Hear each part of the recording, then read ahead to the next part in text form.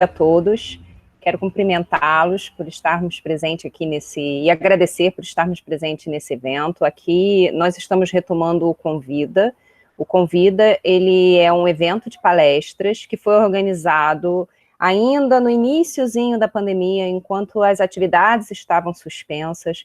Foi organizado pelo professor Paulo Mendonça, que está aqui nesse evento e será o nosso primeiro palestrante. Fizemos questão de convidá-lo a ser o primeiro palestrante, junto com o professor Benedito, nosso vice-reitor, em que provou que a universidade ela não ficou parada em momento algum, né? Ela continuou funcionando em todas as suas atividades administrativas e também para não deixarmos os nossos alunos à mercê do tempo, parados, organizamos essas palestras que foram excelentes, com temas muito bem colocados, palestrantes maravilhosos. Então, estamos retomando.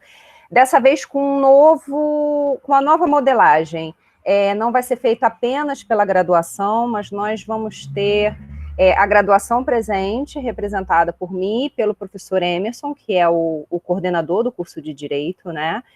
Pela pós-graduação, nosso mestrado, representado pelo professor Matieto, e pelo CCJP no geral, representado pela nossa decana, professora Edna Raquel. Então, nós vamos ter eventos organizados de todas as áreas do nosso curso e do nosso centro, né? Eu acho que isso só tem a acrescentar o evento, trazendo outros temas, né, também.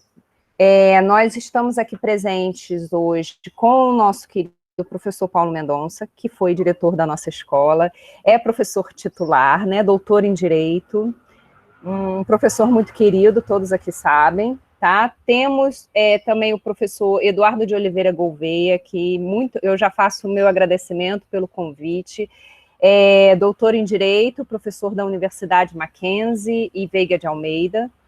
Tá, eles vão trazer um tema que é um tema que a gente está vivendo, infelizmente está vivendo, né, que é a Covid-19. Eles vão falar sobre a Covid-19, o Supremo e a jurisprudência do Supremo Tribunal Federal. É um tema que tem nos afetado muito e tem sido de grande importância a gente saber o que está acontecendo, quais são as diretrizes, o que os nossos órgãos superiores estão decidindo em relação a isso. Então, não vou mais perder o tempo de vocês, segurar o tempo de vocês, eu vou direto passar para o professor, porque eu tenho certeza que a gente está muito interessado em saber o que eles têm para expor para a gente. Por favor, professor Eduardo, esteja com a palavra. Muito obrigado, professora Verônica, professor Paulo, na pessoa de quem me permite saudar a todos, por esse momento nós estamos aqui compartilhando impressões, talvez até mais dúvidas do que eventualmente certezas. Eu comentava há pouco, nós estávamos fazendo aqui uma troca muito agradável e carinhosa antes de nós começarmos a gravação, e eu quero, pelo menos, resgatar isso. Eu creio que todas as vezes, e essa tem sido uma constante, quando recebo algum convite para ocupar esse espaço, eu sempre penso que existe um binômio que acompanha esse momento. É uma generosidade de quem convida e uma irresponsabilidade bilateral, porque quem convida é irresponsável e eu também, confesso, contribuo com uma certa dose de responsabilidade quando aceito, né? Então, me penitenciando por, eventualmente, esse binômio lhe causar algum desconforto, porque você vai ter que compartilhar, ou pelo menos ter acesso ao que passa na minha cabeça, o que, em princípio, já coloca uma certa dúvida na sua rigidez psicológica, mas vamos juntos. Eu vou tentar aqui trazer algumas ideias, algumas impressões e muitas dúvidas a respeito desse tema que estamos aqui querendo compreender e, de alguma maneira, explorar a amplitude desse dilema que é o Pacto Federativo Brasileiro. Aliás, como todo pacto federativo, ele comporta dentro de si uma possibilidade de crise, né? Vale a pena frisar aquilo que todos conhecem: a democracia é um sistema de governo que comporta crise, né? As ditaduras, elas não existem, ou pelo menos não nessa perspectiva que estamos aqui querendo tratar. E o Estado Federativo, por conta da segmentação de competências, ele também é, por assim dizer, o habitat, o ambiente onde a crise é possível se estabelecer fundamentalmente diante de uma testagem, desculpe essa palavra que tem uma outra acepção hoje nesse contexto, né? Mas uma testagem por conta das crises também que assolam o mundo, né? No que tange a questão sanitária trazida por conta da pandemia. Eu, portanto, faço aqui um aporte inicial e quero dizer que não tenho pretensão de expor algo que seja absolutamente inovador diante da excelência de todos que estão aí de maneira muito carinhosa, se dispondo a perder um tempo para ouvir alguma coisa que eu possa traduzir. Mas, feita essa abordagem, eu queria refletir com todos algumas preocupações a respeito do nosso Estado federal. Veja, todo o Estado federal parte pela perspectiva da segmentação de poderes, de competências, e essa segmentação de poderes e competências não pode estar desatrelada, né, uma palavra que ultimamente tem usado muito, né, lumaniano que sou, desacoplada de algumas realidades, como, por exemplo, a realidade política. E esse vai ser um desafio, tem sido um desafio, que a nossa federação recentemente tem experimentado. É bem verdade que nós temos aí nos velhos e conhecidos artigos 21 e 22 da Constituição a competência administrativa e a competência legislativa da União. Não é menos verdade que nós temos também, no já conhecido artigo 30 da Constituição, as competências locais, as competências municipais. E, diante do desenho e da opção do Constituinte, nós temos aí no artigo 25, né, o eixo normativo da chamada competência estadual regional, que acabou sendo, dentro da opção que se estabeleceu lá em 86 e 87, eu tenho certeza que temos muitos aqui que não eram nascidos naquela época, e eu vivi a Assembleia Nacional Constituinte, não sei se posso dizer isso me jactando de alguma coisa ou não, mas eu participei da gestação, do processo de gestação da mudança do governo de exceção criado pelo regime militar, que é muito interessante.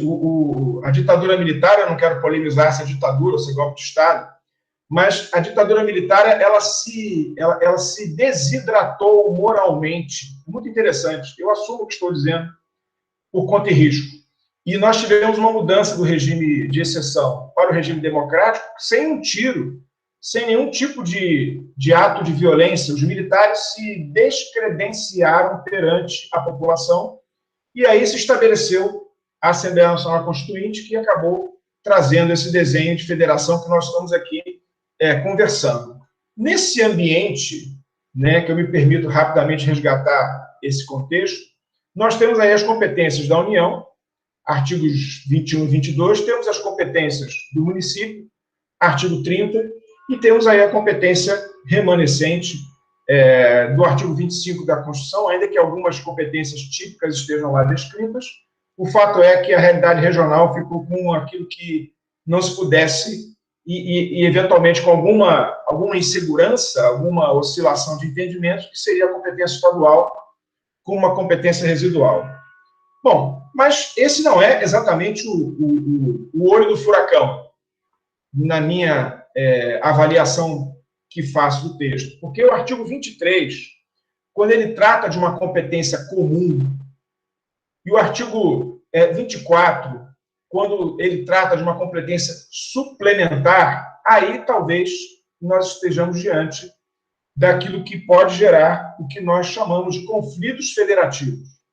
Até onde vai o que de cada um, diante da possibilidade do estabelecimento de um condomínio de competências, tanto, de alguma maneira, na competência comum, quer dizer, o que é de cada um, o que cada um deve tratar, né? E, na competência suplementar, aquele dilema, que não é um dilema simples, e que até hoje me parece que anda claudicante, né?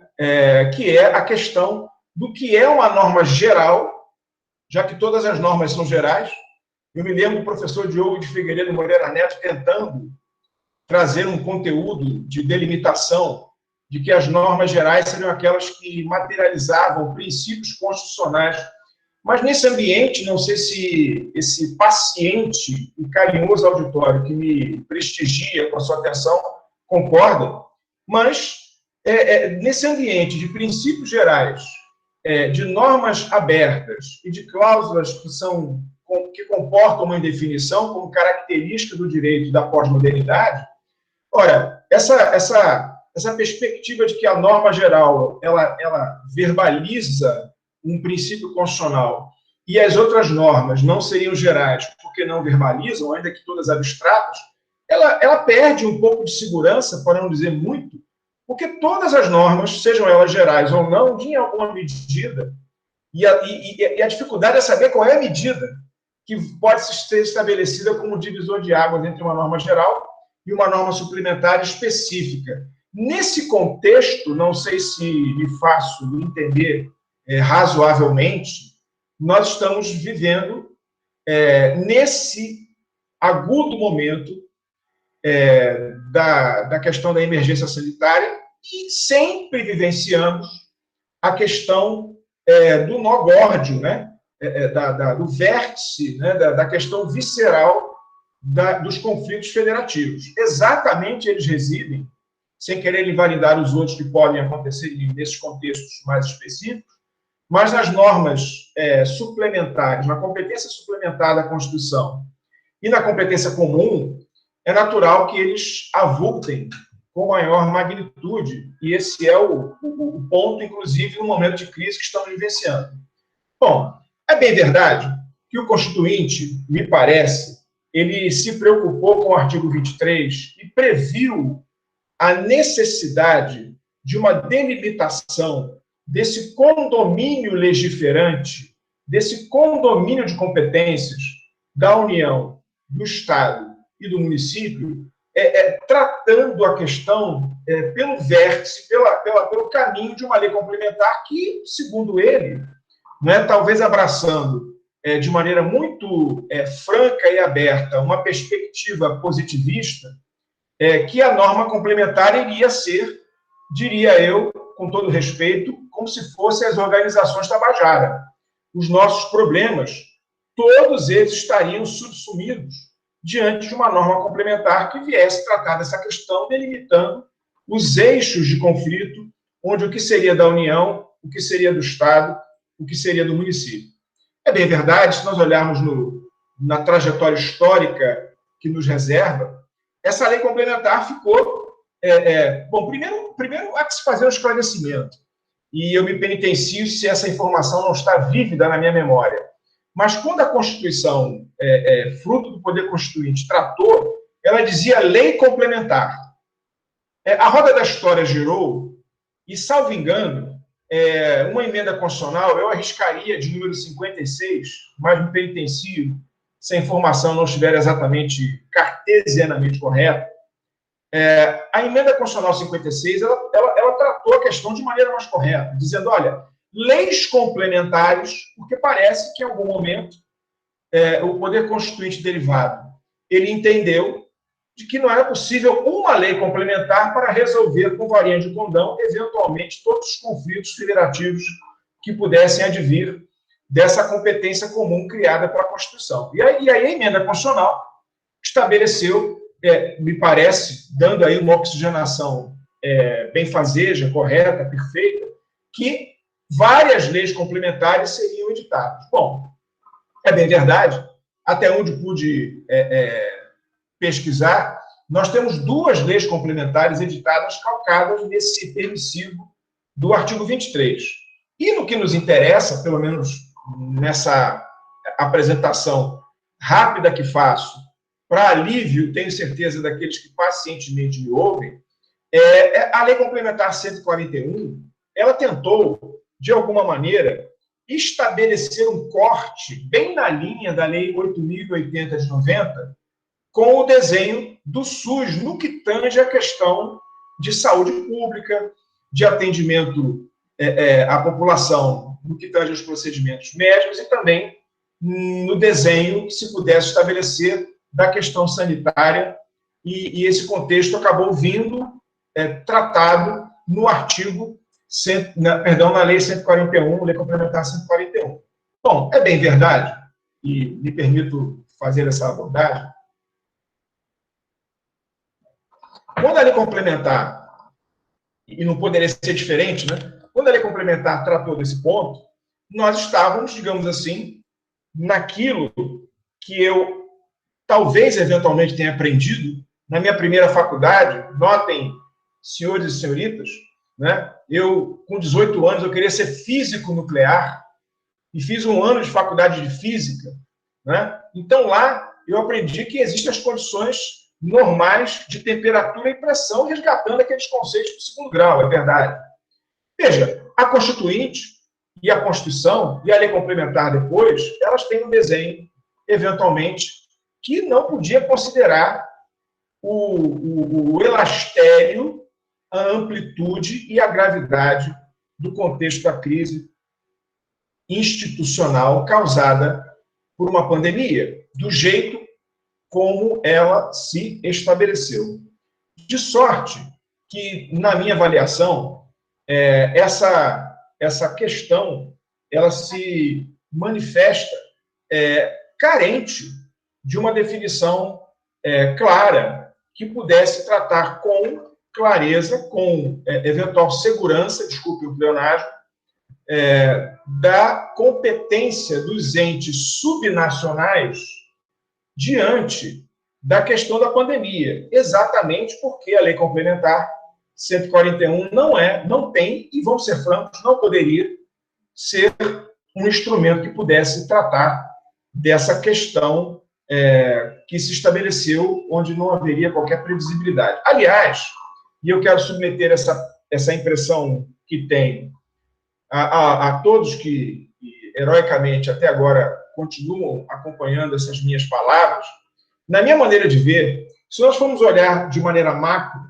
parece que o estado de defesa e o estado de sítio previstos na Constituição, e eles ainda, de vez em quando, eles são anunciados, ainda que de maneira subreptícia, ou insinuados, como queiram, me parece que tanto o estado de defesa quanto o estado de sítio também não são instrumentos de resgate institucional que possam dar conta de um contexto desafiador por conta da pandemia. Ou seja, estamos vivendo um momento onde nós não temos um instrumental jurídico constitucional que possa, de alguma maneira, tratar dessa questão com segurança. O que foi feito nesse contexto? E todos sabem, veio a lume a Lei 13.979, tentando, de alguma maneira, estabelecer regras e aspectos que pudessem, eventualmente, ajudar na dirimência dessas questões. Mas a lei veio, e aí não há nenhum tom de crítica, não sei se me faço entender, o que é muito raro eu me fazer entender, mas nesse aspecto não sei se me faço entender mesmo. Quer dizer, a Lei 13.979 é muito criticada por conta de uma certa hipertrofia da União em relação às competências subnacionais de estados e municípios, mormente no que tange às medidas de restrição. O professor Paulo Mendonça ele vai, para livre de todos, tratar dessa questão, que eu não me atrevo a avançar, apenas queria fazer essa consideração, na seguinte dimensão: o que a Lei 13.979 fez foi apenas reproduzir uma tendência que não é nova no nosso federalismo. Vejam, senhoritas e nobilíssimos varões, queridos colegas, que de maneira respeitosa até agora estão me ouvindo, notem, veja, se nós formos pegar a Lei 8666 de 93, a Lei de Licitações, eu me lembro do professor Toshio Mukai dizendo o seguinte, né, saudoso professor, ele dizia o seguinte: olha, esta lei só tem 4 artigos constitucionais, porque os demais artigos da Lei 8666 são artigos que invadem competência de estados e municípios. Eu acho até que essa construção do professor é uma construção tanto quanto exagerada, a meu aviso, mas... E vejam, recentemente, nós temos a Lei 14.133, a chamada nova Lei de Licitações. Eu acho, na verdade, que essa nova lei é, na verdade, uma consolidação das leis de licitações, que de novidade pouco ela trouxe. Mas vejam, esta Lei 14.133, de maneira muito mais agressiva, ela invade a competência dos estados e municípios. Ora, então, o que fez a lei, se eu consigo estabelecer um silogismo no que estou querendo dizer? O que fez a Lei 13.979? Ela fez o que a União sempre fez, que é invadir a competência dos estados e municípios. E notem, e eu submeto essa minha assertiva ao crivo das vozes mais doutas, ou doutas a respeito da matéria, porque eu não posso me considerar integrante desse grupo. Mas notem, eu submeto ao crivo de todos, ao fim e ao cabo, essa minha impressão, né? Se é que ela é juridicamente sustentável. Me parece que no nosso federalismo desidratado por conta de uma hipertrofia da União, o que os estados, os municípios mais preferem é que a União tome conta desses espaços institucionais. Se nós pensarmos rapidamente que nós temos nesse continente chamado Brasil, de 8.500.000 metros quadrados, né, do Oiapoque ao Chuí, como você quer entender, nós temos cerca de 5.800 municípios. Quais municípios têm condição de ter um legislativo competente para tratar das questões legislativas locais? Se nós considerarmos que Minas Gerais, por exemplo, tem cerca de 900 municípios, o estado do Rio de Janeiro tem 92 municípios, salvo engano, quais deles têm, de fato, de verdade, condição de enfrentar as questões legislativas rotineiras? Quanto mais ainda órgãos que possam, com base na ciência, com base em pesquisas sérias, estabelecer procedimentos que sejam, de fato, de verdade, necessários e absolutamente delineados para tratar de uma questão desse porte e dessa natureza. O que a Lei 13.979 veio fazer foi aquilo que o legislador federal faz há muito tempo. Em última instância, o que eu quero dizer. E com isso, eu não estou abonando, nem estou tentando, de alguma maneira, justificar essa inclinação do legislador federal. Eu apenas gostaria de compartilhar que o que nós nos deparamos, e a jurisprudência do Supremo recente, ela teve que enfrentar, ela está jungida, ela está construída nesse mosaico histórico de uma federação desidratada. O município, ele não vive hoje em dia sem o repasse federal. Os grandes municípios, os estados, se eles não estão no plano de recuperação fiscal, eles estão à beira do limite da responsabilidade fiscal ou talvez dentro do espaço prudencial. O que implica dizer que nesse cenário nós temos, então, do ponto de vista político-institucional, um espaço vazio que é, digamos assim, ocupado pela União. Me permitam uma rápida digressão no ambiente de direito comparado, mas é possível também olhar para a Federação Americana, muito mais descentralizada do que a nossa, e perceber que a União, historicamente, por conta da questão bélica, por conta da questão das interconexões internacionais do Estado americano, a União, na Federação Americana, ao longo do tempo, ela tem ganho espaço exatamente nesse ambiente. Quer dizer, esse é um fenômeno, se eu quero, em última ratio, o que eu quero dizer? Que esse é um fenômeno que não é apenas nosso, brasileiro, desse contexto. Bom, acho que estou tomando tempo mais do que necessário e gostaria de caminhar para concluir esta fala e, eventual consideração pode ser objeto de algum questionamento, de algum bom e sempre salutar bate-papo.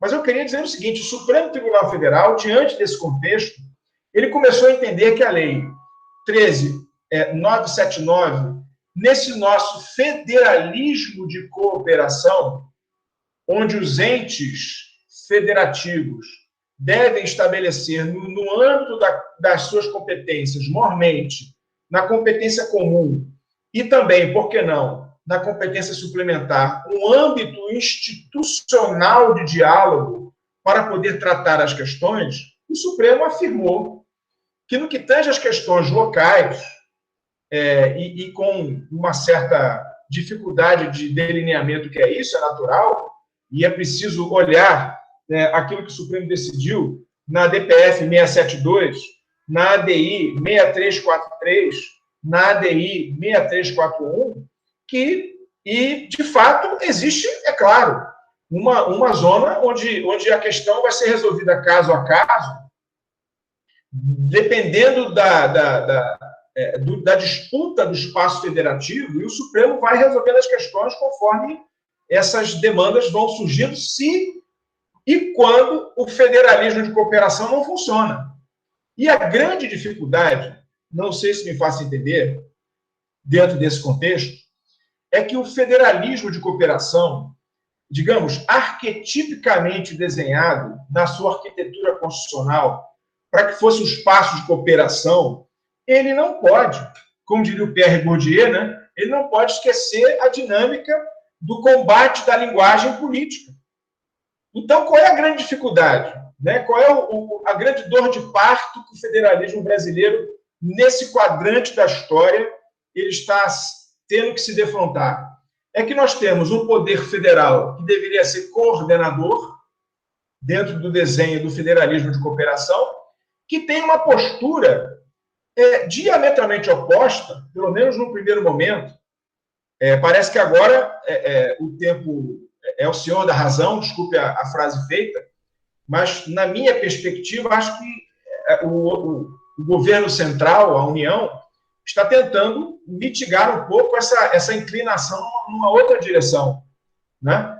Mas os estados e municípios, com a necessidade de dar conta da questão da pandemia e do contágio, né, estabelecido, e a necessidade de medidas de restrição das mais variadas circunstâncias, dos mais variados matizes, parece que essa ruptura que se deu no primeiro momento, parece que essa questão está arrefecendo, pelo menos aonde percebo, ainda que esteja longe, eventualmente, daquilo que pudesse salvaguardar a população desse verdadeiro cabo de guerra. Não é? Desculpe, o cabo e a guerra, não tem nenhuma piada aqui de mau gosto escondida, mas foi a imagem que apareceu na minha cabeça, dessa disputa. Não é? De um lado, a União, ao invés de ser coordenadora das unidades subnacionais, Estado, Distrito Federal e municípios, ela acaba apontando para uma direção, e os estados e municípios, diante da questão do SUS, porque essa é uma questão importante, e o Supremo ele foi no ponto. A questão do atendimento de saúde, 95% da rede é estadual e municipal. Então, a União querer estabelecer, do ponto de vista pragmático, esse foi um argumento trazido pelo ministro Gilmar Mendes, querer estabelecer um recorte, né, de uma ascendência na hora de tratar dessa questão, parece que é alguma coisa que, eventualmente, não se sustenta diante dessa situação de que o doente ele é atendido no hospital municipal, o doente é atendido no hospital estadual, e não no hospital federal, via de regra, quando, de vez em quando, infelizmente, com uma rotina que não parece aquela, com certeza não é, que todos nós gostaríamos. Esse, senhoritas e ilustres varões, e queridíssimos colegas, né, que, insisto, me perdoem se esse pensamento ele é reiterado, mas é uma consequência da sexta década que se estabeleceu aqui, né? Eu queria dizer que esse talvez, em linhas gerais, a grande questão que todos nós estamos aqui enfrentando. Não ouso a me perder a manusear os julgados do Supremo. Me parece que essa será a missão que o doutor Paulo Mendonça irá se desempenhar, mas, eventualmente, posso estar aqui para trazer uma colaboração aqui e acolá em alguma questão da jurisprudência própria do egrégio Supremo Tribunal Federal a respeito dessas questões que estamos aqui, de maneira genérica, introdutória, apontando. Eu não posso deixar de agradecer a generosidade, mais uma vez, de todos que me ouviram, e espero que, de alguma maneira, eu possa ter feito aquilo que um cantor da minha época gostava de fazer. Havia um cantor da minha época que dizia assim, que ele preferia ser uma metamorfose ambulante do que ter aquela velha opinião formada sobre tudo. Se de alguma maneira eu fiz isso, acho que foi útil, em alguma medida, aquilo que você pacientemente ouviu até esse momento. Agradeço o convite, a gentileza, e tenho certeza que não decepcionei a todos no sentido da minha irresponsabilidade. Obrigado pelo carinho, pela paciência de me ouvirem até esse momento.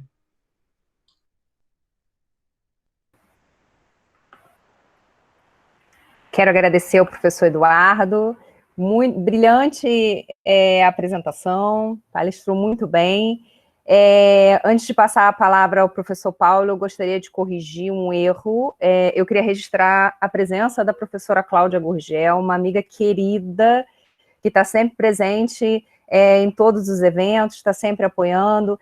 Queria registrar a presença da professora Rosalina, que também é uma amiga, que também está sempre presente em todos os eventos, que já foi a nossa diretora, professora da Unirio. Nós fizemos um evento segunda agora que foi brilhante, ela mostrou a história do CCJP, então quero agradecer muito a presença dela, agradecer a presença do professor Emerson, que é o coordenador do curso de Direito. Eu falo para ele que ele é meu braço direito, sem ele a direção, ela não consegue andar, ele está sempre ao meu lado, a gente se fala 24 horas por dia, todos os dias, sábado e domingo, tentando organizar e trazer o melhor para o nosso curso, né? Então, eu quero agradecer muito a presença dele.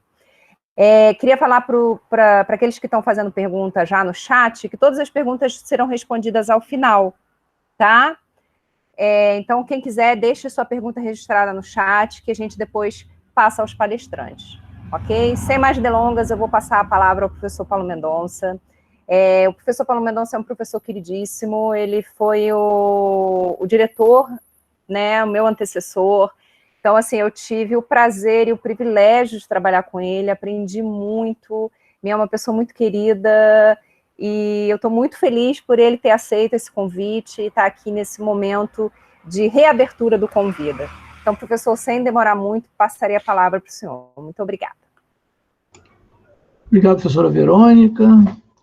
Bom dia a todos. Queria saudar o professor Eduardo Gouveia, meu grande, meu dileto amigo, né? Parabenizar pela brilhante exposição e agradecer por ter aceito o nosso convite de partilhar essa parte de manhã aqui com a comunidade acadêmica da Escola de Ciências Jurídicas da Unirio, do Centro de Ciências Jurídicas e Políticas da Unirio.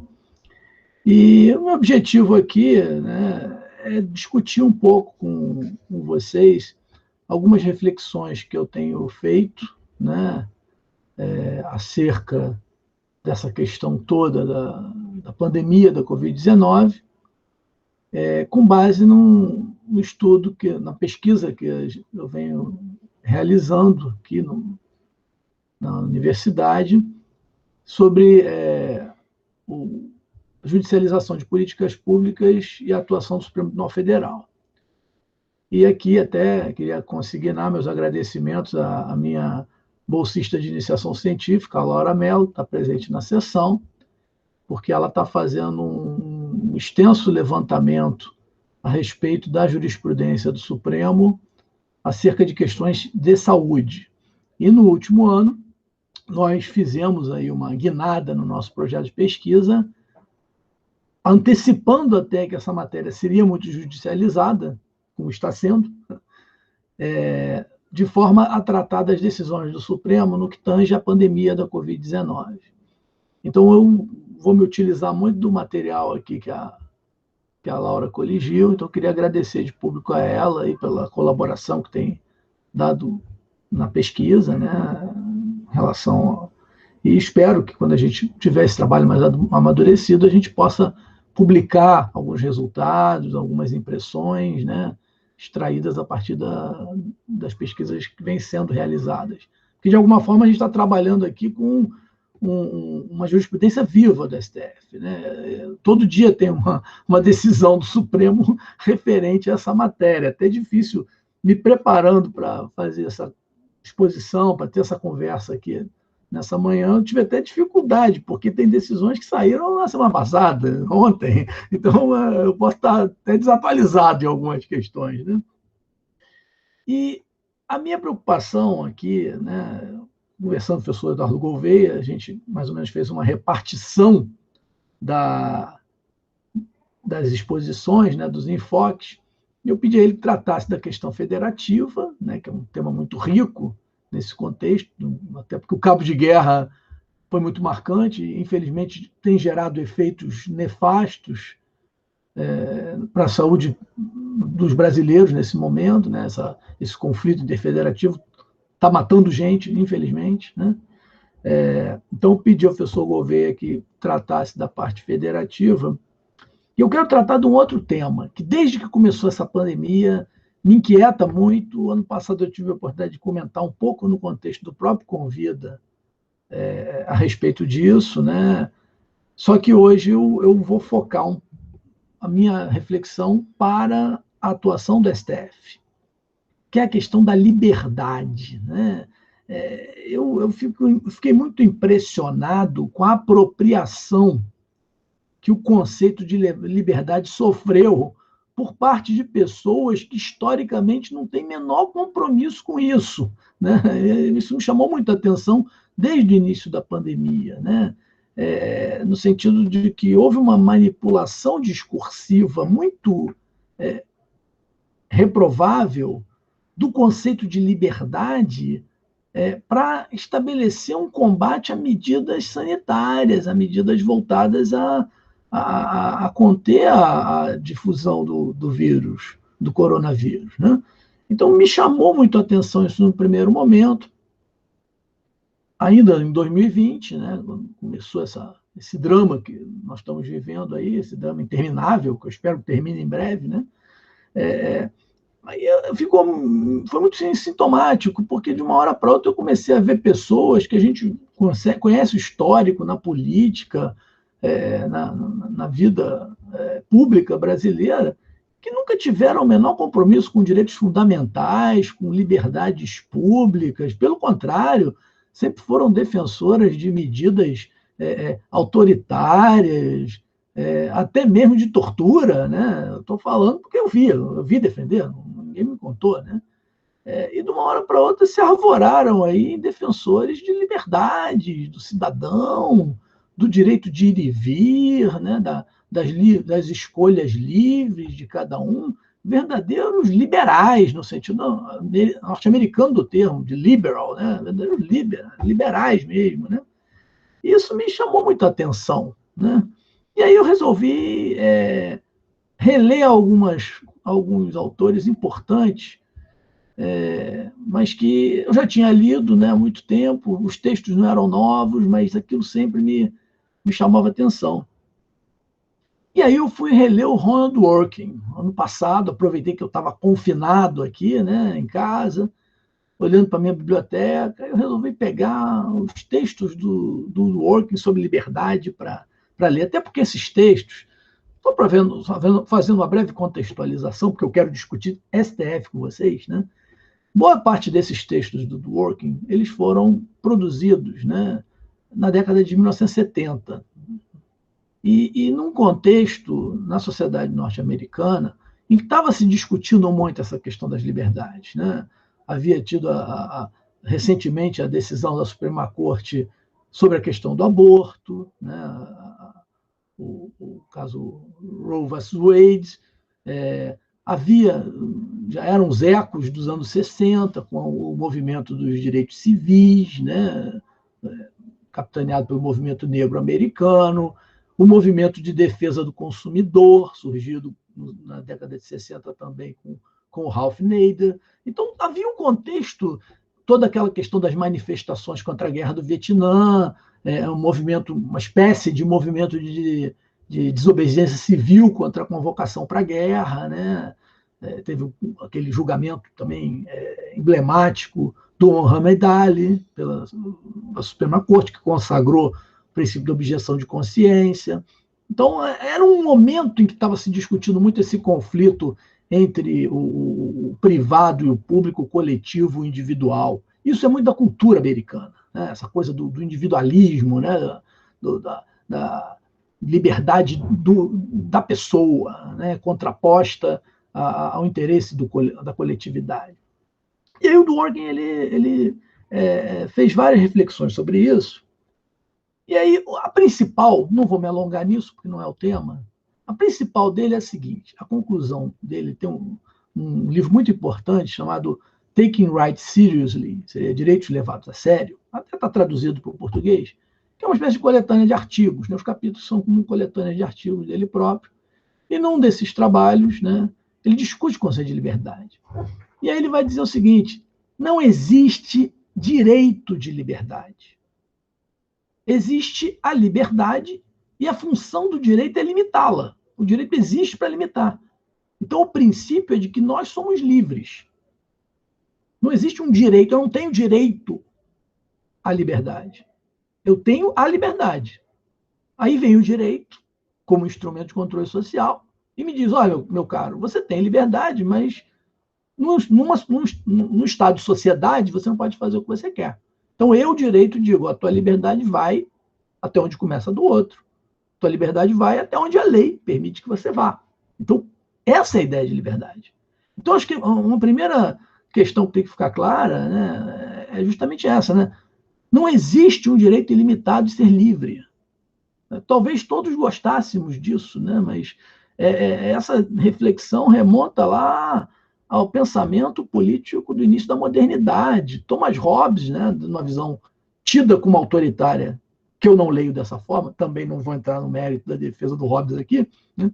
Ele diz o seguinte, o Estado existe para garantir a vida das pessoas, para garantir a liberdade das pessoas, né? Porque se todo mundo fizer o que quer, cada um vai ter comprometido a sua própria integridade física, moral, sua dignidade, a sua própria vida.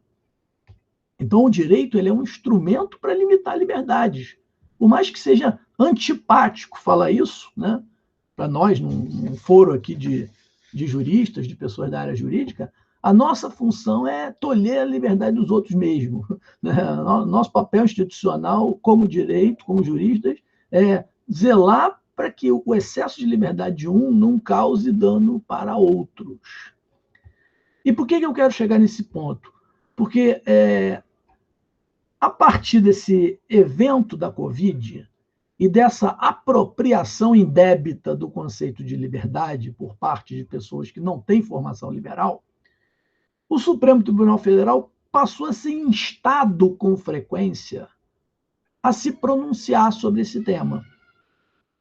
E é exatamente em torno disso que a gente vai travar essa pequena reflexão nessa parte inicial do encontro de hoje, do debate de hoje. Eu queria pegar 3 eixos para essa discussão e tecer alguns breves comentários e depois abrir para o debate. Temas mais emblemáticos que chegaram ao Supremo em relação a esse conflito, sei lá se eu posso chamar dessa forma, entre liberdade individual e interesse da sociedade ou da coletividade. Primeiro tema, obrigatoriedade da vacinação. Nós todos vimos no noticiário que, quando surgiu essa perspectiva alvissareira de termos, num curtíssimo prazo, em termos históricos ou comparativos com outros momentos da história, uma vacina para essa desgraça que nos acomete, né? Houve um discurso, né, de autoridades públicas no sentido de que vacina? Não, mas vacina não pode ser obrigatória, porque fere a liberdade do cidadão. Então, eu tenho o direito de não querer me vacinar, E essa questão, esse discurso, ele naturalmente ele foi politizado, como quase tudo, infelizmente, tem sido nessa matéria, e esse discurso chegou ao Supremo. É até interessante, eu vou comentar 2 casos aqui. Um não tem nada a ver com pandemia e o outro tem a ver com pandemia, mas todos têm o mesmo mote. Então, vocês vão ver que há uma questão de individualidade envolvida nessa discussão. Não é uma mera politização no contexto da Covid. Tem um debate mais fundo sobre liberdade e interesse da coletividade íncito a essa discussão. Mas daqui a pouco nós falamos disso. Segundo eixo, segunda reflexão. Essa é recente, bem recente, diria até. Liberdade de culto. Porque todos devem ter visto na mídia também que o Supremo foi provocado a se manifestar sobre normas locais que, no contexto das restrições de circulação, para tentar mitigar a difusão do vírus, né, do coronavírus, estabeleceram restrições, né, a escola, a áreas públicas. Nós estamos aqui virtualmente exatamente por conta de uma restrição. A verdade é essa, né? Como disse o doutor Gouveia, nas condições normais de temperatura e pressão, estaríamos todos no auditório lá do Centro de Ciências Jurídicas e Políticas da Unirio, debatendo essa questão nessa manhã, né? Lá em Botafogo, né? Voluntários da Pátria 107. Mas não estamos, cada um está aqui na frente da sua telinha, olhando para os quadradinhos com a carinha das outras pessoas, uns nomezinhos, né? É isso que estamos fazendo. E nesse bojo, nesse conjunto aí, estabeleceram restrições aos locais de culto também, que são uma aglomeração como qualquer outra. É uma sala, é uma igreja, um templo, algo parecido, em que as pessoas ficam lá dentro, né, umas sentadas do lado das outras, participando, interagindo dentro da sua profissão de fé com os sacerdotes respectivos, enfim. Uma situação, em princípio, compreensível. Se eu não posso ir para o bar, para o restaurante, para o shopping center, para a escola, eu também não posso ir para a igreja, não posso ir para o culto, né? Enfim, não haveria em princípio, nenhuma incoerência na medida. Mas essa medida chegou ao Supremo sob o fundamento da questão da liberdade de culto, que se estaria violando a Constituição que consagra a liberdade de profissão de fé, né? Então, isso chegou ao STF recentemente, decisão agora, de abril, né? Então, é o terceiro eixo aqui da nossa reflexão.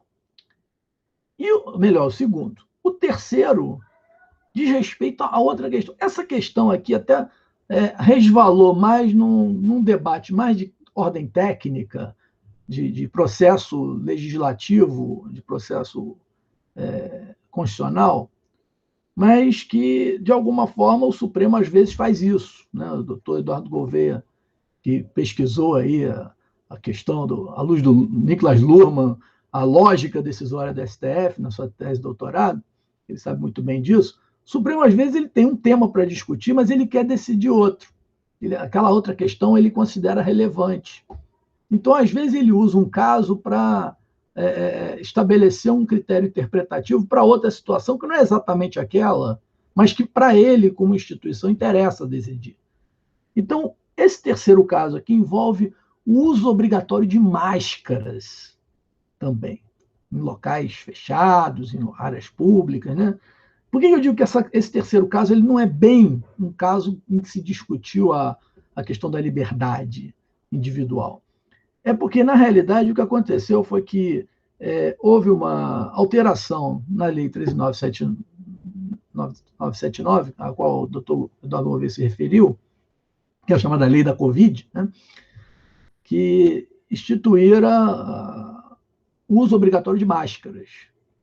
E o presidente da República ele vetou parcialmente essa lei, a alteração da lei, melhor dizendo, alguns dispositivos, e não vetou outros. E aí depois, posteriormente, não sei se por alguma pressão, alguma questão política, esquecimento de quem quer que seja, né? Não sei, eu não vou atribuir eu não sei a razão do ocorrido, mas o fato é que depois ele fez um aditamento ao seu veto e vetou mais dispositivos do que tinha vetado antes. E aí essa matéria foi ao Supremo. E o Supremo, em síntese, entendeu que ele não poderia ter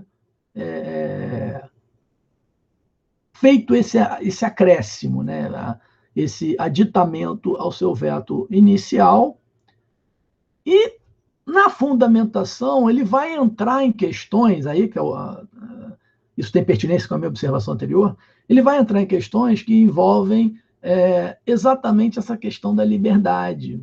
Porque, se eu não me engano, isso também envolvia templos, né? Então, não sei se houve alguma pressão de grupos religiosos, enfim, no sentido de que você tem que usar máscara em todo lugar, mas na igreja não precisa, no templo não precisa, entendeu? Então, o Supremo adentrou um pouco nessa questão também, até fazendo uma análise sistemática da própria lei, da principiologia. Daqui a pouco eu falo mais detalhadamente disso. É uma questão que não é exatamente... a decisão não tem o seu núcleo duro na questão de liberdade, mas tangencia também. Muito bem, dito isso, partamos agora para uma breve análise das decisões. Vamos começar com a vacinação obrigatória. Vacinação obrigatória, a gente tem dois cases importantes, né? A gente tem o primeiro, que não tem nada a ver com Covid, mas que já dá uma sinalização do posicionamento do STF, mesmo porque a decisão que criou a tese no chamado incidente de repercussão geral, ela data de dezembro de 2020. Então, ela está, de alguma forma, conectada com os outros processos. Muito embora a ação, o recurso, isso se trata de um agravo e recurso extraordinário, de número 126.7879, anterior, portanto, à Covid, essa controvérsia, mas o Supremo decidiu, em definitivo, em dezembro do ano passado, quanto à obrigatoriedade de imunização. Ressalto que este não é um caso Covid, tá? Isso é uma controvérsia anterior. Então, vou só ler aqui a tese da repercussão geral para comentar com vocês. É constitucional a obrigatoriedade de imunização por meio de vacina que, registrada em órgão de vigilância sanitária, tenha sido incluída no Plano Nacional de Imunizações ou tenha sua aplicação obrigatória determinada em lei ou seja objeto de determinação da União, Estado, Distrito Federal ou município, com base em consenso médico-científico. Em tais casos, não se caracteriza violação à liberdade de consciência e de convicção filosófica dos pais ou responsáveis, nem tampouco do poder familiar. Esse é o tema 1103 de repercussão geral do STF. Esse caso aqui é bastante interessante, né? Se vocês quiserem pesquisar depois, tem a íntegra lá no site do STF. Na verdade, isso não tem nada a ver com Covid. Isso aqui era um caso de um casal vegano que se recusava a vacinar os filhos. E aí isso chegou ao STF, com base até no melhor interesse da criança, né? Limite do poder parental, né? Os pais não têm poder de vida e morte sobre os filhos, eles têm responsabilidade jurídica pelos filhos, mas os filhos têm proteção, né, na sua esfera jurídica própria. E aí essa matéria chegou ao Supremo. Então, o Supremo entendeu que objeção de consciência não é fundamento para se rejeitar a vacina, a obrigatoriedade da vacinação. Então, isso é um tema muito importante, porque nesse contexto de liberdade, a gente está falando de limitações a ela. Então, a vacinação ela é uma política de saúde pública. Ela é uma política de saúde pública. E, portanto, a gente não pode levar o conceito de liberdade ao extremo de comprometer a saúde da própria sociedade. E, nesse caso, mais ainda, porque se estava tratando do direito do menor, né, do dependente. Então, é uma postura, na prática, negligente dos pais deixar de vacinar seus filhos. Muito bem. Esse é um caso. O outro caso, esse sim, Covid,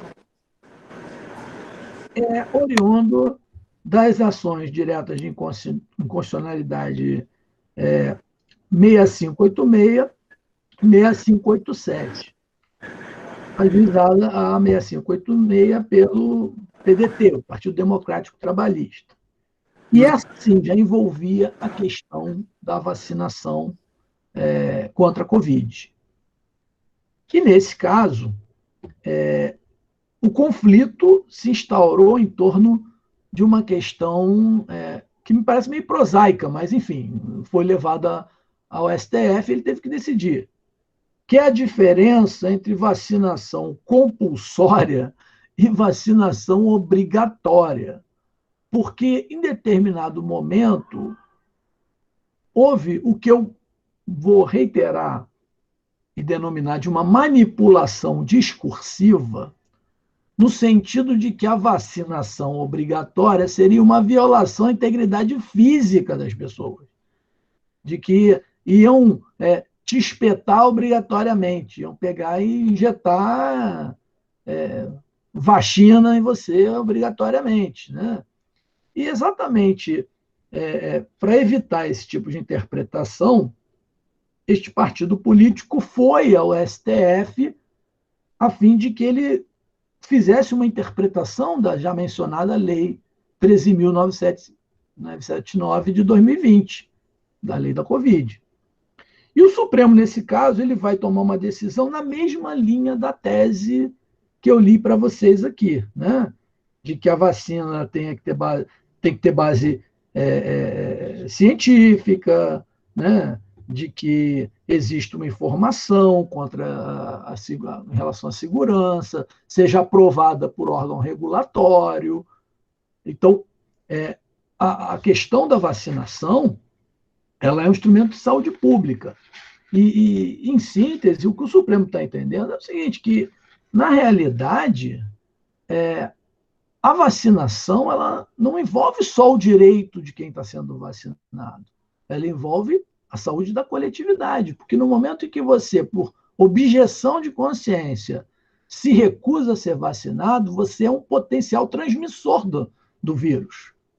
Você, nessa cadeia, você não está fazendo só mal à sua própria saúde, mas você está causando potencial malefício à saúde de terceiros. Então, o seu direito de não querer ser vacinado, ele não é absoluto. E aí, o que o Supremo vai dizer? O que para as pessoas de bom senso era óbvio, mas que precisou ser dito pela Corte Constitucional Brasileira. Que o que existe é uma vacinação obrigatória e não uma vacinação compulsória. Você pode até não se vacinar, caso não deseje. Mas isto não impede que a ordem jurídica crie determinadas sanções para quem faz essa escolha. Ninguém vai te conduzir sob vara para ser vacinado. Nem poderia, que aí estaria violando realmente a sua integridade física, a sua dignidade até, né? Mas nada impede que a legislação crie sanções, estabeleça medidas limitativas de direito para quem não optou por não se vacinar. E aí o Supremo cita até exemplos, né, em relação a isso, em relação a benefícios concedidos pelo Estado brasileiro. Se você não se vacinou, você pode não receber.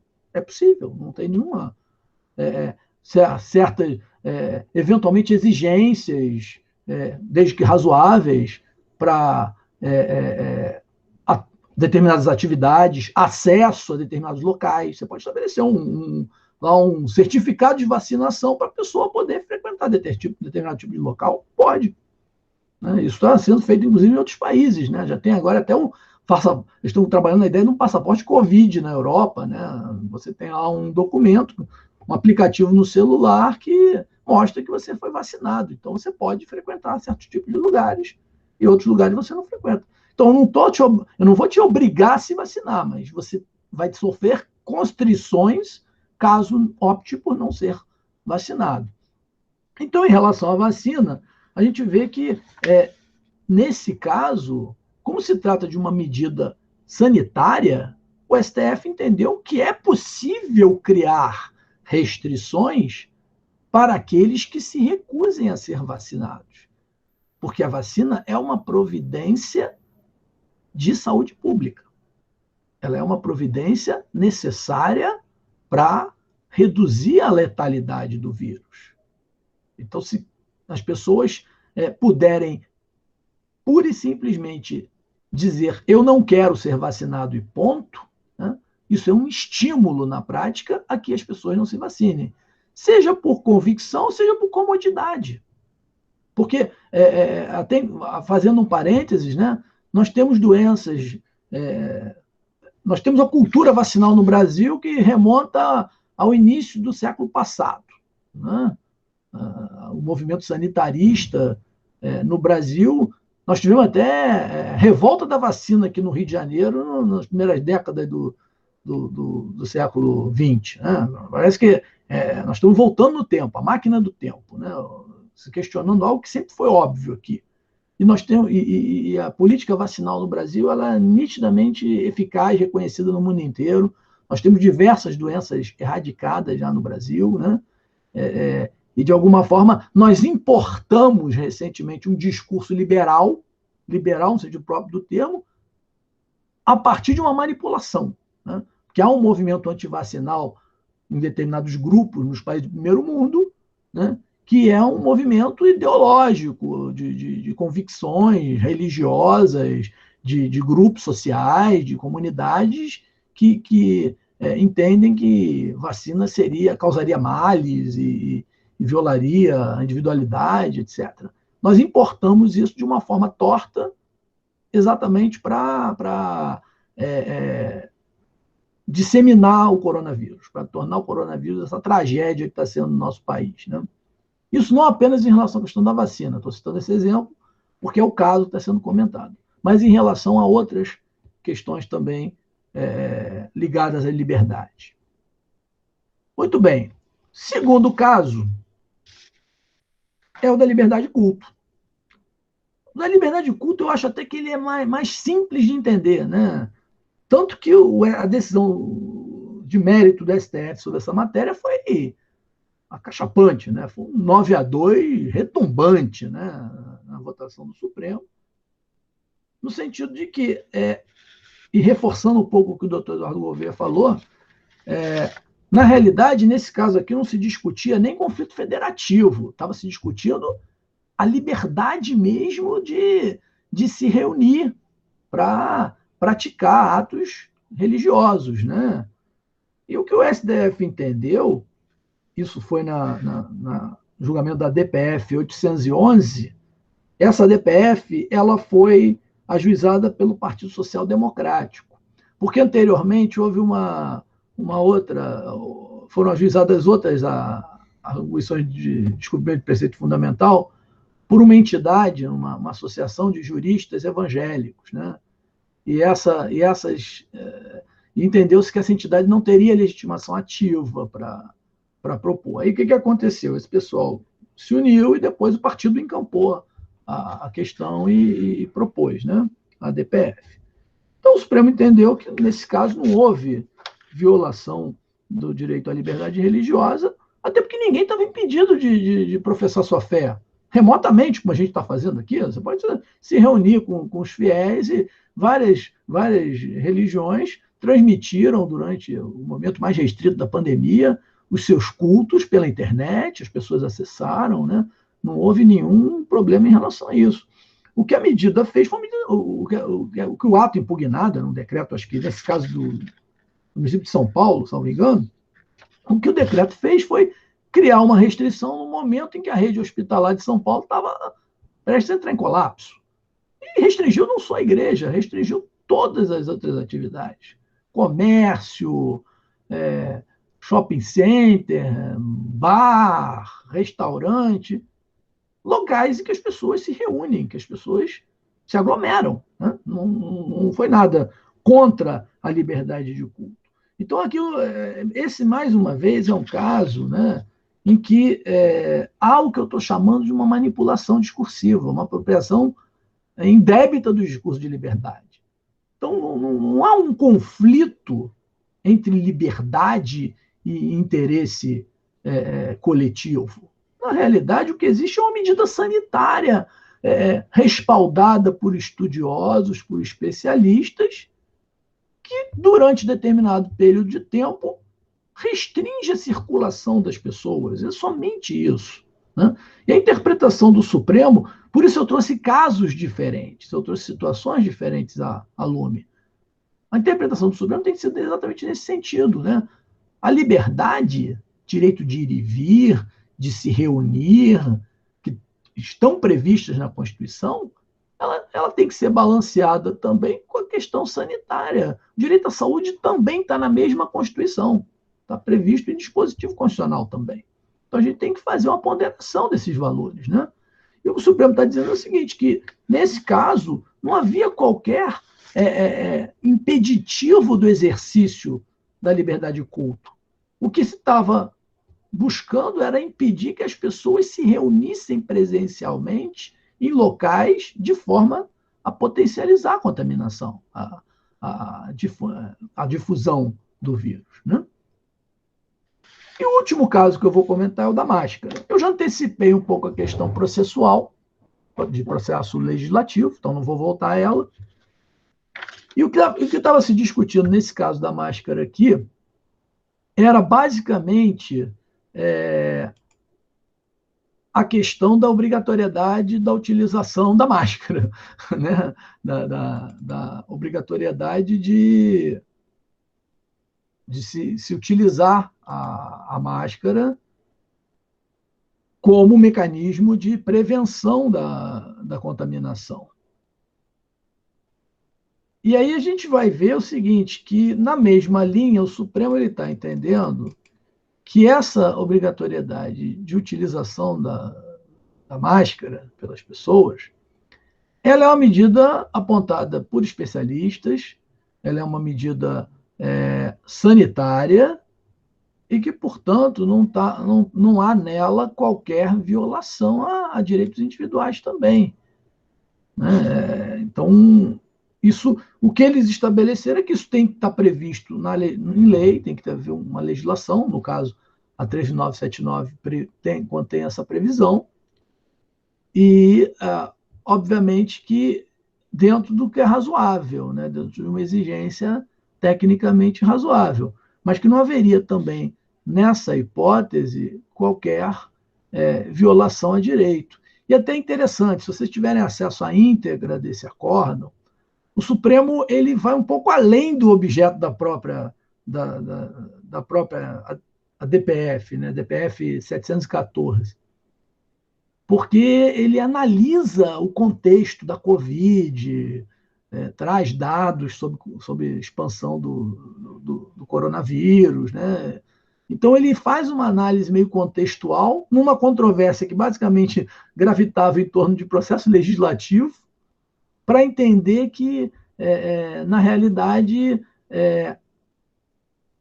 ao sancionar em parte essa lei, o Poder Executivo ele consagrou o princípio estabelecido na lei. Porque a controvérsia que houve nessas ADPFs era sobre os trechos que ele vetou posteriormente. Então, o que aconteceu? Ele primeiro sancionou o projeto, prevendo a utilização de máscara, aí depois, como ele sancionou em algumas situações e vetou em outras, aqueles que não tinham, provavelmente, aqueles setores, aqueles grupos que não tinham sido alcançados pelo primeiro veto, se mobilizaram, fizeram alguma pressão e ele vetou o restante. E aí eles fazem uma aplicação sistemática, uma interpretação sistemática da norma para dizer o seguinte, olha, se a condição objetiva é a mesma, não interessa se a lei falou de bar, de restaurante, e não falou de igreja, não falou de escola, por hipótese. O princípio é o mesmo. Se cientificamente se constatar que a possibilidade de contágio pela não utilização da máscara é grande em determinadas situações, aquilo justifica a medida administrativa de obrigatoriedade do uso. Né? Então, meus amigos, depois dessa exposição, acabei até me alongando um pouco mais do que eu pretendia, né? Porque eram 3 casos. Em síntese, eu queria só reafirmar isso, né? Que numa linha que eu diria até bastante coerente, o Supremo está balizando essa correlação entre liberdades e interesse da coletividade. E, aliás, diga-se de passagem, o Supremo tem feito isso em várias outras situações. Eu peguei esses cases aqui porque eles são ligados à saúde pública. Mas ele fez, só para exemplificar, ele tem tido essa postura em relação à questão das biografias não autorizadas, ele teve a mesma postura em relação ao direito ao esquecimento, né? Ele tem tido essa postura no sentido de que o interesse do indivíduo ele não pode ser levado a uma magnitude tal que comprometa o direito da sociedade como um todo, a informação, a saúde, né? Então, a nossa proteção, que é garantida pela Constituição como indivíduos, ela é uma proteção limitada pelo ordenamento constitucional como um todo, pelo sistema constitucional como um todo.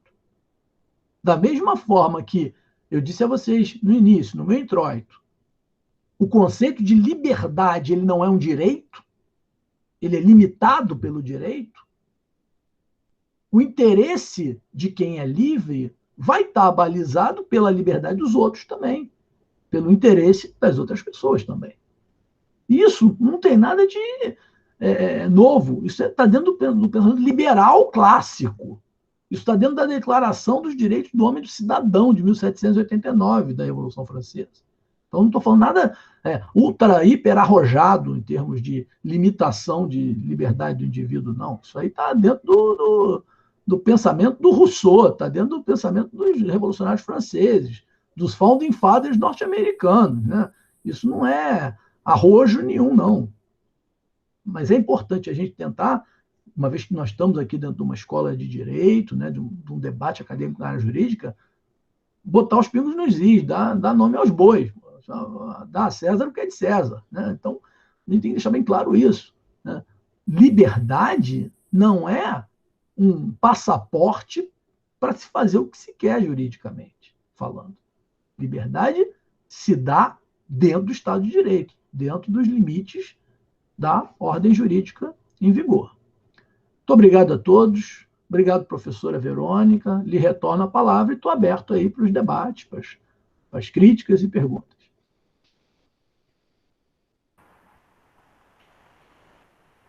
Quero agradecer ao professor Paulo. Obrigada pela brilhante palestra, professor. Eu queria começar, antes de passar a pergunta aos demais, eu queria primeiro registrar a presença do professor Leonardo Matieto, que é o coordenador do nosso mestrado. Muito obrigada, professor, pela sua presença, por nos prestigiar nesse evento. Queria fazer uma pergunta, na realidade, pode ser tanto ao professor Paulo, professor Eduardo. Eu estou um pouco até na dúvida se essa pergunta caberia nesse momento, mas eu não posso deixar de fazê-la. Nós vimos logo no início da pandemia, quando tudo isso começou, que alguns estados tiveram possibilidade de investir dinheiro público para tratar toda a pandemia, para acabar com a pandemia, sem fazer qualquer prestação de contas. Então, eles montaram hospitais, que hoje estão fechados, com todo equipamento super moderno, que hoje estão fechados, e nesse momento em que nós lemos notícias de que 4.000 pessoas estão morrendo por dia, 3.000 pessoas estão morrendo por dia, pessoas morrendo na fila, né, esperando por um leito, porque esses hospitais estão fechados, né? Para onde foi todo esse material e esse dinheiro investido? Em que nós ouvimos notícias de lugares em que não tiveram oxigênio, lugares que não têm medicação para poder fazer a intubação das pessoas. Então, as pessoas estão morrendo. Então, eu queria saber qual é o papel do Supremo Tribunal Federal na cobrança da responsabilização desses gestores, porque por mais que nós estejamos lidando com estados, essa é uma pandemia. Então, ela atinge a toda, atinge a nação. Então, eu queria saber, não sei se cabe essa pergunta, mas eu queria saber qual é o papel do STF nisso. puderem me responder, agradeço. Eduardo, acho que essa está mais na tua seara aí, né? Na questão federativa. Bom, uma coisa que eu gosto muito é dar palpite, então eu vou fazer isso. Primeiramente, queria, professor Verônica, agradecer a pergunta, mas fazer duas considerações preambulares, na linha do que o professor Paulo falou. Paulo, eu acho que a liberdade, para usar uma expressão do momento, ela pode ser uma liberdade tóxica se ela propicia a morte de alguém que está do meu lado.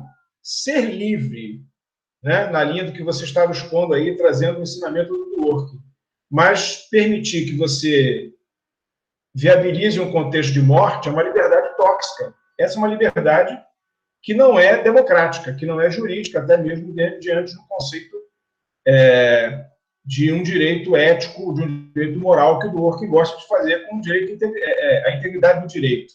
Enfim, me permita essa consideração. Uma outra consideração ainda preliminar, me permitam, né, não posso... eu cedo à tentação de fazer essa consideração. No que tange à liberdade religiosa, eu achei interessante que o Supremo não tocou no conflito federativo. Porque, quando o Supremo julgou a questão é: a liberdade de culto é uma matéria nacional, estadual ou municipal? O Supremo não tratou dessa questão. Porque o decreto que, aliás, a meu aviso, corretamente, proibiu os cultos presenciais, digamos assim, era um decreto estadual. E o Supremo, quando julgou a matéria, ele não enfrentou se havia ali um conflito federativo, quer dizer, aquele decreto ele seria inconstitucional, porque não seria competência do Estado, não seria competência do município ou competência da União. Isso não foi tratado. Além do que, também não se tratou a questão da legalidade. Se o decreto nua e cruamente ele poderia tratar da matéria ou ele precisaria de uma autorização na lei estadual para regulamentar a lei estadual, estabelecendo aqui as limitações no que tange à realização de cultos presenciais. Essa questão não foi tratada, mas talvez fosse relevante. Bom, eu digo o seguinte, não sei se é a impressão do Paulo, mas nessa jurisprudência toda que o Paulo trouxe, e o Supremo analisando toda essa questão, eu não vi um Supremo ativista. Não sei se é essa a impressão do Paulo. O Supremo, apesar da mídia bater no Supremo, e eu sou daqueles que têm algumas reservas quanto ao ativismo do Supremo, mas na minha percepção, o Supremo tratando dessas questões da crise sanitária, eu não vejo o Supremo com uma inclinação ativista. Ele tem sido conservador no sentido de manter o entendimento que ele já, em alguns outros momentos, antes da pandemia, já tinha vocalizado em outros precedentes. Ele manteve essa linha. Então, professor Verônica, aí diretamente à sua pergunta, eu acho que se o Supremo se arvorar no sentido de buscar exigir contas, eu acho que depende da demanda que ele estiver julgando. Porque se chegar lá no Supremo uma ação de improbidade, o Supremo pode examinar isso. Se houver uma demanda questionando, e aí é processo subjetivo, e por via de recurso chegar lá no Supremo, aí ok. Na minha modesta visão do esquadrinhamento dessa questão. Agora, acho que se o Supremo, no controle abstrato, no controle concentrado, ou alguma ação com essa embocadura, se ele se permitir atrair para si essa competência, aí eu diria que ele partiu a ser uma postura ativista que não sei se seria juridicamente sustentável, por um lado, e, por outro, não sei se seria sábio do ponto de vista político-institucional da fricção de poderes, digamos assim, né, da colisão dessa seara, desse cenário político que estamos vivendo. Aí não sei, como eu falei, eu estou especulando. Eu acho que, nesse momento, se o Supremo fizesse isso desta forma, ele estaria cedendo à tentação de ser um Supremo ativista, porque ele não tem feito até então. Penso eu. O Eduardo, obrigada. Eu queria fazer uma observação, professora Verônica, à luz desse comentário final do professor Eduardo Gouveia. Existe uma outra questão, Adalto, que isso foi levantado, não está muito na linha do que a Verônica perguntou, mas é uma questão na ordem do dia, né? Essa matéria ela poderá chegar ao Supremo por via transversa, né? Se, por exemplo, for algo que envolva autoridade com foro privilegiado, isso pode chegar ao Supremo. Tanto que isso foi uma grande discussão quando houve a mudança no Ministério da Saúde, né? Substituição do ministro. O que se fará deste ministro que saiu? É exatamente o drama. Queriam criar um ministério para ele continuar sendo ministro, né? Queriam arrumar um jeito dele continuar tendo foro privilegiado para a matéria cair do Supremo, né? Só não sei o seguinte, o tiro podia ser pela culatra, né? Não sei, talvez seja melhor para ele responder, eventualmente, assumir alguma responsabilidade nas esferas regulares do Poder Judiciário do que cair direto no STF, numa questão politicamente sensível como essa, né? Mas eu concordo com você, eu tenho visto a postura do Supremo, nós aqui... Eu e o Eduardo, por isso até nós convidamos o Eduardo para participar essa manhã aqui, né? Nós pesquisamos STF há muito, muito tempo, né? A gente está envolvido com a pesquisa da jurisprudência do Supremo. Diria a vocês que o Supremo erra muito, mas eu acho que ele acerta mais do que ele erra. Eu acho que a gente tem que reconhecer que a nossa situação em termos de pandemia do coronavírus, não está pior em muito por conta destas decisões do STF. Essas que eu trouxe e as que eu não mencionei, mas como o doutor Gouveia mencionou, a questão das omissões do governo federal, que foram julgadas na ADPF 672, né? A ADI 631, que discutiu a questão da incompetência dos estados e municípios, né? Declarou inconstitucional a alteração que foi feita na 13979, naquele momento que o governo federal tentou centralizar as medidas relativas à pandemia. Então, eu digo que o Supremo não tem sido ativista, ele tem decidido tecnicamente essas questões, né?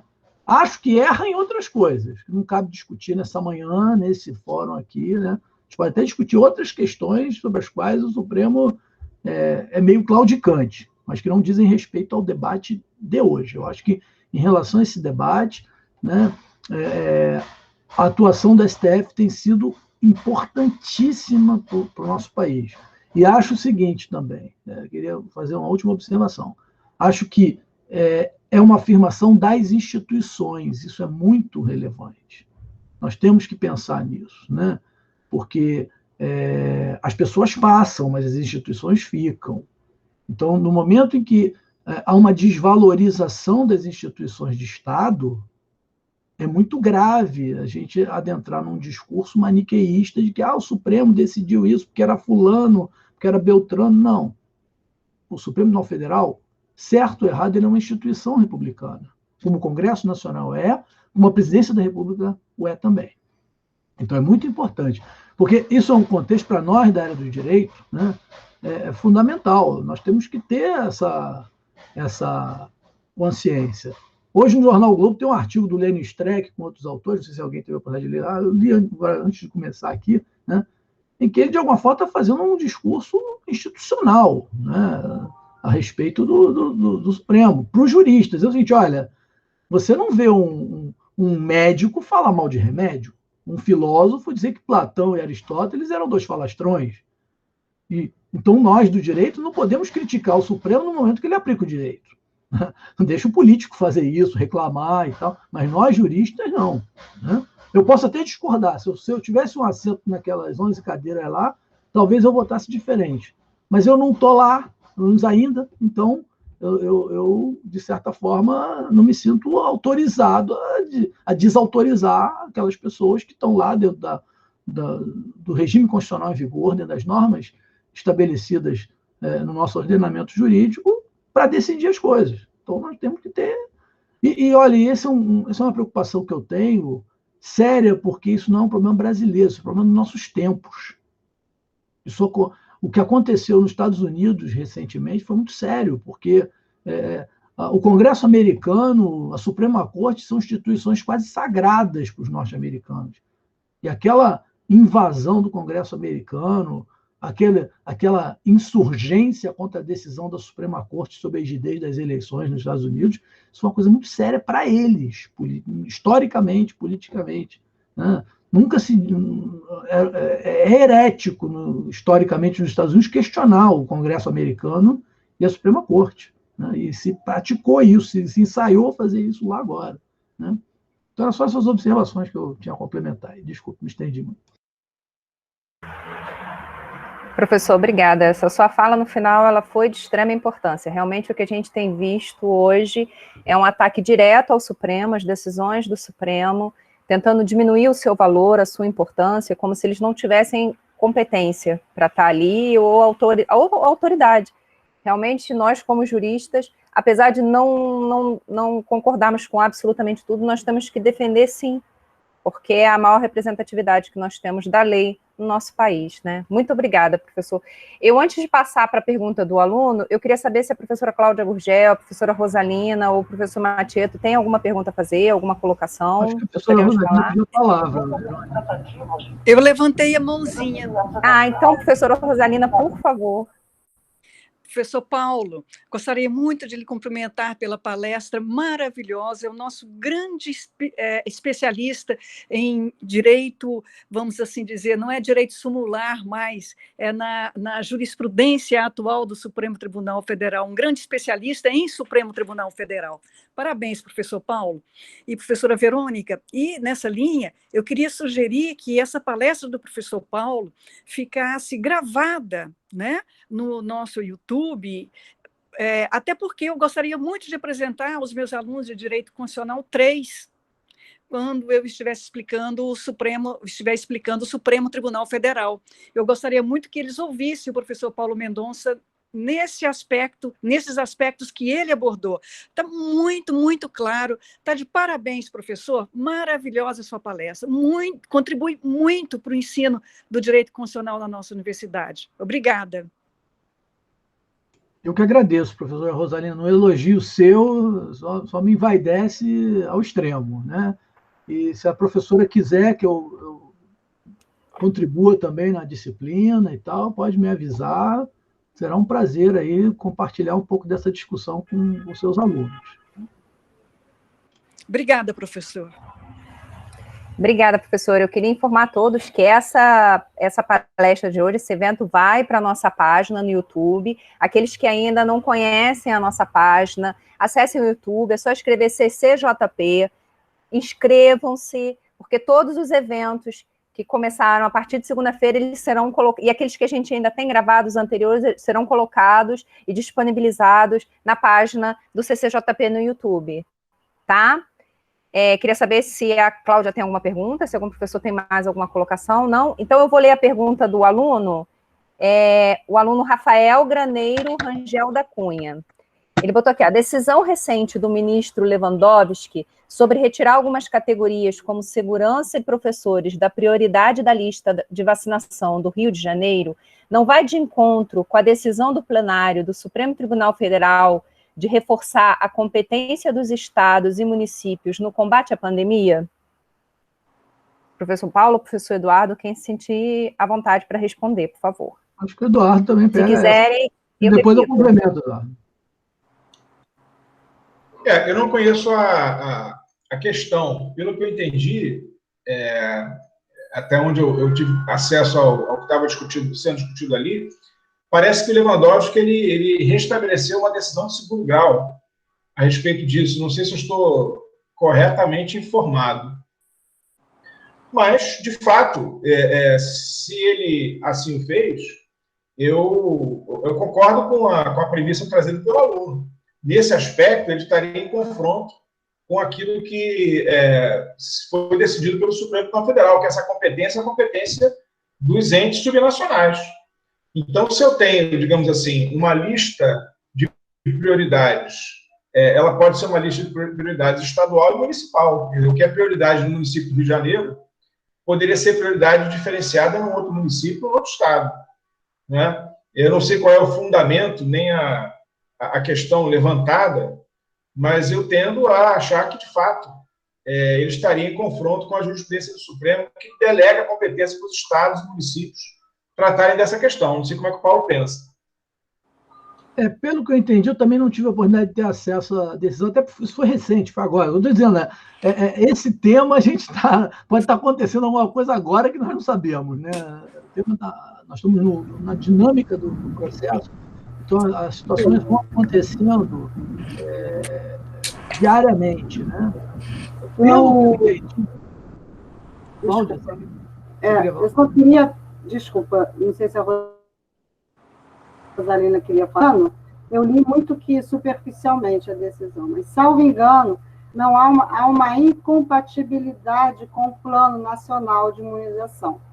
Eu acho que o plano... É exatamente isso que eu ia falar. Alguns princípios e nortes dos grupos prioritários, que sempre foi o plano assim que fez, né? Se nós olharmos para o passado recente, antes de 2 anos atrás, antes de 2018 e 2019, na nossa memória, quem é pai, quem é mãe, quem leva o filho para vacinar, você sabe que é com base no Plano Nacional, eles que ditam, é o Plano Nacional que dita a campanha, a faixa etária, né?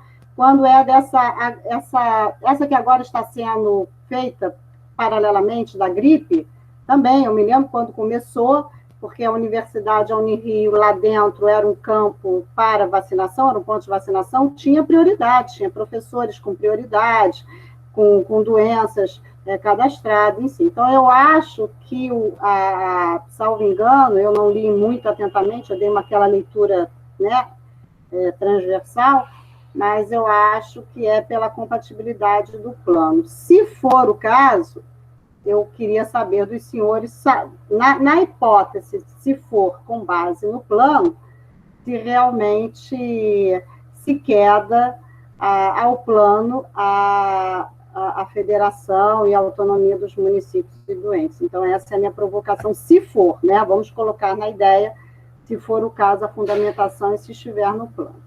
Era essa a minha. Muito obrigada. Desde já, desculpe, eu comecei e atravessei e fui muito mal educada. Eu queria agradecer ao doutor Eduardo, ao professor Eduardo, o que é isso, pela belíssima palestra, pela belíssima aula, e com certeza a Verônica já disse, é obrigação nossa colocar em todas as nossas mídias esse momento que está sendo de extrema importância para nós, é pontual, né? Parece que acertamos a semana, infelizmente, vamos falar assim, acertamos a semana, mas acertamos o tema com algo importantíssimo. Eu estou dizendo isso porque, olha, sexta-feira eu vou me vacinar, e eu estou com medo de chegar lá e falar, porque eu estou com 52 anos, né? Então, segundo, eu estou com medo de chegar lá, o cara está assim, o Lewandowski disse que não pode, a senhora vai voltar para casa. Então... Foi nessa também, Cláudia. Eu estou com Parabéns, Eduardo. Muito obrigado. Seja bem-vindo e volte sempre. Teremos mais um jacaré, é isso? Vou virar cuca. Posso fazer uma observação, professora Verônica, antes do professor Paulo? Eu acho, professora Cláudia, que essa questão ela é uma janela para o federalismo colaborativo. Você tem o Plano Nacional de Imunização, que estabelece um ponto de convergência. Os entes federativos, a ideia da federação colaborativa é nesse sentido, que eles possam aderir a esse tipo de norma, de prioridade, de critérios estabelecidos pelo ente federal, mas preservada a sua competência. Então, eu acho que as duas coisas. Eu acho que o Plano Nacional de Imunização ele estabelece um norte, e como eu falei, a nossa federação desidratada, nós temos vários municípios que não têm condição de fazer qualquer juízo de valor a respeito de questões científicas, enfim, por conta da questão financeira que nós tentamos aí evidenciar. Então, digamos assim, para 90% da federação, esse plano nacional ele vai ser aquele que será utilizado. Mas isso me parece que não pode ser impositivo para os estados, como, por exemplo, o estado do Rio de Janeiro, outros estados que podem fazer o seu plano e as suas prioridades, e assim os municípios que têm condição de fazê-lo. como no caso do município do Rio de Janeiro. Até onde eu percebi, eu também não estou corretamente informado, me penitencio disso. Parece que o município do Rio de Janeiro não vai seguir essa decisão. Eu não sei se a decisão também ela estabelece um temperamento, não conheço, estou aqui especulando. Mas, se for nessa dimensão, nessa direção, eu acho que as coisas estão convergentes. E a vida que segue, e nós teremos, para nosso gáudio e alegria, mais uma jacaroa, e se é possível falar, meu Deus do céu. É Cuca, é Cuca. O professor Paulo Mendes. Meu Deus do céu, desculpe o vexame. Primeiramente, eu estou no mesmo barco que a professora Cláudia, né? Presta a me tornar um mutante também a partir de sexta-feira, se tudo correr bem, né? E, Eduardo, eu também não tive acesso ao teor dessa decisão Lewandowski, que vi por imprensa só, então eu vou comentar o que eu sei. Está mais ou menos na linha do que a Cláudia Gurgel falou, tá? O Lewandowski ele sinalizou no sentido de que os entes têm que seguir o PNI, mas, se eu não me engano, ele criou exatamente uma ressalva a partir dessa premissa que você lançou, Gouveia, essa questão de que se o ente tem estudo científico, questão local, que justifique a modificação, ele pode fazer de forma fundamentada. Porque a gente tem que pensar também que as realidades são heterogêneas. Por exemplo, tem essa questão de faixa etária. Imagina um município pequeno em que você tem uma pirâmide etária diferente do PNI. Então, você vai deixar de vacinar pessoas, por exemplo, mais jovens, tendo a vacina lá disponível, porque o PNI diz que só pode vacinar de tanto a tanto, para que os grupos prioritários são tais. Então, eu acho que tem uma maleabilidade dentro do que é razoável. Né? O que não é razoável, não vou mencionar casos, mas casos como a gente viu aí recentemente, determinados municípios que liberaram para todo mundo a vacina, de uma hora para outra, independentemente de faixa etária, não é razoável, até porque a oferta é pequena. Né? Então, a questão de haver os grupos prioritários está intimamente relacionada com a oferta. No caso do município do Rio de Janeiro, o argumento que foi utilizado, pelo que eu vi em imprensa também, né, foi o fato de que houve um aporte extraordinário de vacinas da AstraZeneca essa semana, acima do que eles estavam esperando, o que comportou eles acelerarem um pouco a fila. Né? Como eles atrasam quando tem menos vacina também, já aconteceu. Acho que essa flexibilidade tem que haver. Mas eu acho que é importante pensar essa questão do PNI como uma linha mestra, né? Como uma diretriz. Senão, o que vai acontecer? Vai acontecer o que está acontecendo em vários lugares. Você vacina um monte de gente, não tem dose para dar a segunda vacina. Né? É óbvio, se você pegou e usou um aporte determinado, que foi calculado para atingir um nicho da população e vacina todo mundo, vai acabar o estoque e você não vai conseguir vacinar os outros. Né? Então, a ideia da prioridade, eu acho que parece essa. Né? O plano é uma diretriz, mas ele não tolhe a autonomia local e acho que se o fizesse, né, se o entendimento for esse, estaria violando a jurisprudência do próprio STF. Né? Por isso que eu não tive acesso, eu estou um pouco no achismo aqui também.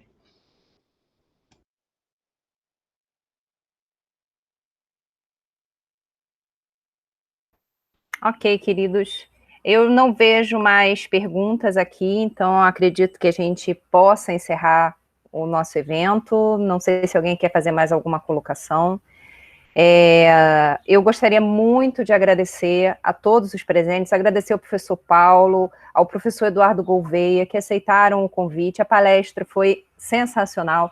Esse é um tema de extrema importância, porque nós estamos vendo o que é a Covid-19, né? Infelizmente, com um número ainda muito alto de mortes diárias, e que tudo isso, e a importância das decisões do Supremo no uso de máscara, na vacinação, o quanto isso tem trazido um impacto positivo no outro lado também, principalmente no momento em que o Supremo está sendo tão atacado e que querem tanto tirar a sua importância, a importância desse órgão, tá? Que nada mais é do que a proteção da democracia. e que nós devemos defendê-lo, sim. Quero agradecer a professora Cláudia, a professora Rosalina, o professor Matieto, que também vieram nos honrar com a sua presença. Muito obrigada, professoras, pelas falas, pelas perguntas. Todo esse evento ele vai para o YouTube, vai ser disponibilizado, porque é um evento muito importante. Eu acho que o Convida, ele trouxe um momento, naquele momento em que estivemos parados, né, completamente suspensos das nossas atividades, ele nos trouxe um retorno assim, do convívio entre nós, professores, alunos, técnicos, e ele é muito bom porque nos traz elementos e nos traz um conhecimento em que nós não podemos abrir mão dele, mesmo distantes da universidade, não ficamos presos só na sala, né, só naquele ensino dentro de sala de aula. Então, a importância de eventos como esse é isso, nós conhecermos também outros professores, outros palestrantes, como o professor Eduardo Gouveia, que está aqui nos dando o privilégio da sua presença, da fala, foi brilhante. Muito obrigada. Obrigada aos alunos que estiveram presentes, que participaram. Muito obrigada. Nós teremos vários eventos durante o mês de maio, vocês receberão toda a divulgação através do diretório acadêmico. Eu não vou me alongar mais, eu só quero agradecer a todos. Se o professor Paulo ou o professor Eduardo Gouveia tiverem mais alguma coisa a falar, por favor, senão nós vamos encerrar o evento. Não? Então nós vamos encerrar. Quero agradecer imensamente a presença de todos, mais uma vez. Obrigada, gente, e até a próxima, tá? Tchau, até breve, espero.